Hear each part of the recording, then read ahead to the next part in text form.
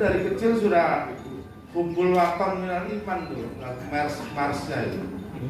Cinta tanah air adalah bagian dari iman. Kalau dilihat dari konteks TNI itu sudah apa ya? Sama juga kalau sudah serta marga banget itu lagu itu. Kalau menurut saya malah TNI perlu juga diajari lagu itu karena itu cocok gitu. Wong santri aja menyanyikan, jadi bukan hanya rekrut santri, budaya yang ada di santri itu juga diadopsi di TNI. Supaya apa? Santri itu bangga dengan TNI-nya. Ini kan sebenarnya dalam rangka itu, rekrutmen itu supaya ada perwakilan santri di tubuh TNI dari lintas agama. Oleh sebab itu, TNI juga mengadopsi apa-apa yang menjadi apakah lagu, apakah simbol, apakah ajaran yang mengarah pada memperkuat persatuan, merekatkan kebangsaan. Itu salah satunya. Bayangkan kalau misalkan hari TNI itu selain mars yang lain terus kita di sela-sela apa itu terus dinyanyikan lagu Hubul Waton Minal Iman, itu kan luar biasa, Pak. Karena iman di situ bukan berarti oh itu hanya santri iman, semua di Indonesia beriman, semua warganya beriman. Jadi judulnya Hubul Waton Minal Iman sampai ke bawah itu tidak ada menyebut di situ agama tertentu, tetapi keimanan itu selaras dengan pengabdian, selaras dengan cinta tanah air. Saya berharap Pak Dudung, yalah, kalau ada santri yang masuk, dites tuh lagu itu, ya kan? Atau minimal kompi khusus yang menjadi rohis bisa melakukan lagu itu selain lagu Indonesia Raya dan lagu-lagu yang lain, karena itu punya nilai histori gitu. Lagu itulah yang mampu menghubungkan secara damai agama dengan kebangsaan. Dan jangan dianggap bahwa lagu itu lagunya NU. Enggak, NU itu tidak lahir untuk kepentingan NU. NU itu lahir untuk menjaga bersama-sama bangsa ini. Jadi jangan dipetak-petakkan. Jangan hanya lagu-lagu yang lain. Saya pikir ya kalau mau Pak Panglima kasat Pak Dudung serius ya, coba deh Pak Dudung sekali-kali itu rekam pakai lagu Hubul Waton Minal Iman. Kalau lagu-lagu yang lain beliau sudah tahu lah lagu-lagu kebangsaan. Lagu-lagu yang melahirkan laskar itu kan di situ. Jadi laskar-laskar di Nahdlatul Ulama, Hizbullah, Sabilillah dan lain-lain itu lahir karena lagu itu. Kalau tidak ada kecintaan kepada tanah air, mana mungkin kita berjuang untuk tanah air. Kalau membela tanah air bukan bagian dari iman, ngapain mempertaruhkan jiwa? Nah, konteks hari ini memang berbeda. Kecintaan kepada tanah air ya tentu menghindari fitnah, menghindari pecah belah atas nama agama, menghindari radikalisme, menghindari hal-hal yang destruktif terhadap perkembangan negara. Saya pikir itu, Pak Rizal. Terima kasih. Terima kasih. Terus, berikutnya kita dengarkan pandangan pikiran dari Dr. Khairul Fahmi, co-founder Institute for Security and Strategic Studies. Artikulasi kurang jelas. Oh, ini pakai bahasa ini. Jangan melawan. Kalau Pak Rizal ada Inggris boleh dikoreksi. Inggris. Masuk orang Aceh susah. Cinta tanah air. Jadi kita Itu cinta tanah air. Aduh, cinta tanah air. Ini apa cinta dia? Yang salah Pak Fahmi yang salah. Kenapa pakai bahasa Inggris? Hubul Waton Minal Iman ya. Iya. Saya juga bangga. Bahasa Arab nggak bisa. Sebentar, saya juga bangga ternyata jadi anak laskar Hasbullah. Ya, silakan Pak. Dokter Khairul Fahmi, nasi yang paling baik nih. Assalamualaikum warahmatullahi wabarakatuh. Waalaikumsalam. Ngomong masalah santri ini nggak tahu saya bisa diakui sebagai santri apa enggak. Saya pernah ya mungkin di Ridwan, santri. terus ya digontor setahun masuk lewat pintu depan tapi keluar lewat pintu belakang. Jadi sebenarnya 1 tahun. Jadi mungkin nggak termasuk yang kompeten bagi Pak Dudung untuk direkrut di TNI. Nah, sebenarnya apa yang disampaikan Pak Dudung itu kan bukan sesuatu yang baru, tadi sudah dijelaskan juga oleh Pak Jazilul Barit. Ini kan sudah berlangsung lama dan itu lekat dengan kesejarahan TNI sendiri. Sejak awal kemerdekaan sudah santri itu sudah bergabung di laskar-laskar, kemudian ketika pun menjadi TNI juga banyak yang kemudian bergabung. Nah, ketika organisasi TNI sudah semakin kokoh dan kuat, santri juga tidak pernah tidak hadir di lingkungan TNI ya. Kita tahu dari masa ke masa selalu ada dan bahkan saya kira banyak sekali prajurit TNI mulai dari level pertama hingga perwira tinggi yang punya latar belakang santri. Dan juga walaupun tidak disebutkan secara eksplisit, tidak pernah disampaikan secara terbuka, rekrutmen prajurit yang berlatar belakang yang punya latar belakang pemahaman agama yang kuat, dan lagi kalau Islam ya santri kan. Nah, itu memang sudah dilakukan gitu ya. Sudah dilakukan tanpa harus disampaikan secara terbuka begitu, itu dilakukan karena ya tentu saja terutama misalnya terkait dengan pembinaan mental kerohanian Islam misalnya ya pemahaman agama yang kuat ya, bahkan misalnya pemahaman terhadap kitab suci itu juga sangat penting gitu. Sehingga saya kira sebenarnya tidak perlu disampaikan, bahkan justru penyampaian yang tanpa penjelasan panjang gitu ya. Nah, ketika bicara kita akan melihat dari santri titik begitu, ini kan kemudian memunculkan kesan ada pengistimewaan, ada ada afirmasi, ada dan ya mungkin bisa dianggap diskriminatif bagi yang lain gitu Mas. Sehingga menurut saya sebenarnya itu mestinya dikoreksi sedikit dengan artinya kita akan merekrut prajurit-prajurit dengan latar belakang keagamaan yang kuat. Nah, kalau Islam itu tentu saja sudah otomatis itu berarti yang punya latar belakang ya misalnya pondok pesantren, madrasah atau apapun yang terkait dengan pengetahuan agama kan begitu. Jadi saya kira seorang pemimpin TNI tentu harus berhati-hati juga menyampaikan ini ya, karena TNI ini perekat bangsa gitu. Ya kan, TNI ini juga perekat, maksudnya dia punya punya tanggung jawab juga dalam hal menjaga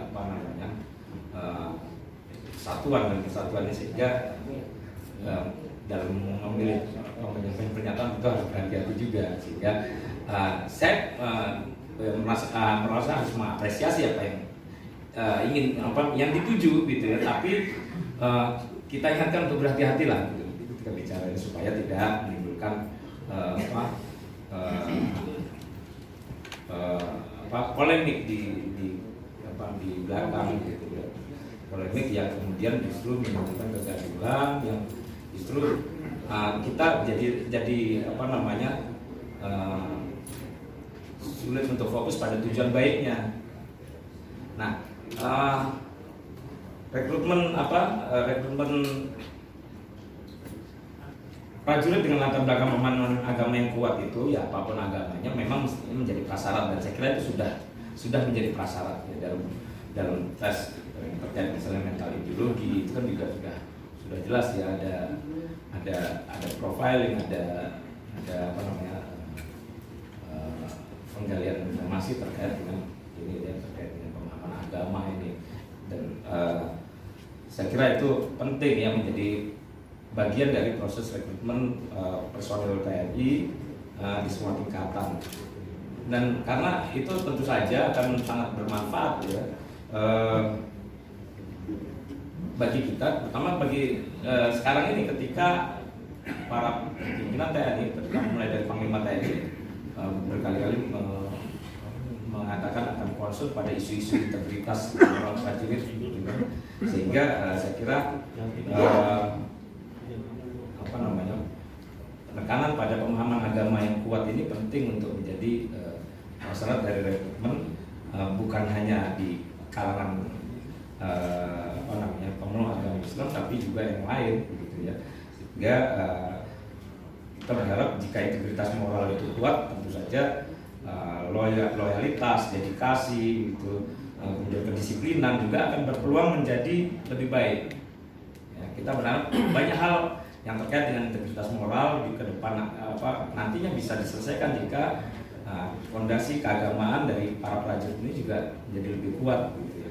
Artinya pembinaan kerohanian Islam tadi seperti disampaikan oleh Pak Jazilul juga ini menjadi makin kuat dengan hadirnya prajurit-prajurit dari kalangan yang memiliki pemahaman agama yang kuat, dan yang memiliki, bukan sekedar memiliki pemahaman agama yang kuat, juga memiliki kemampuan komunikasi dakwah, gitu ya, komunikasi dakwah yang kuat, itu penting. Nah, jadi saya kira walaupun ya, kalau karena saya concernnya kan di kaitannya dengan bagaimana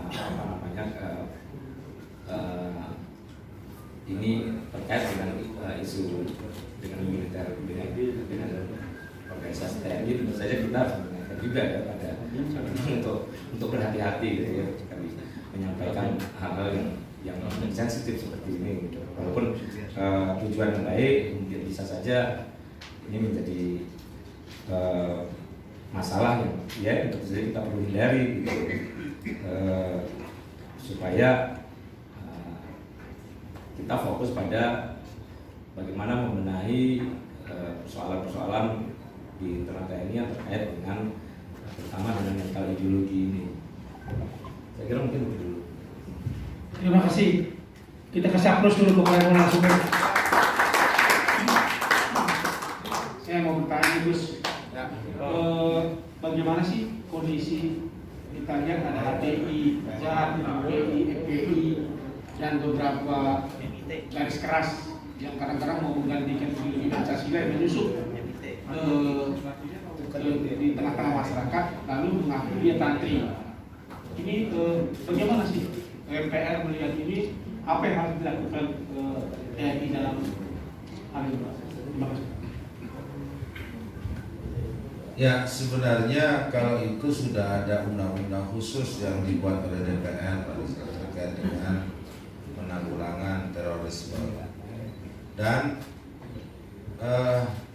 di mana masalahnya?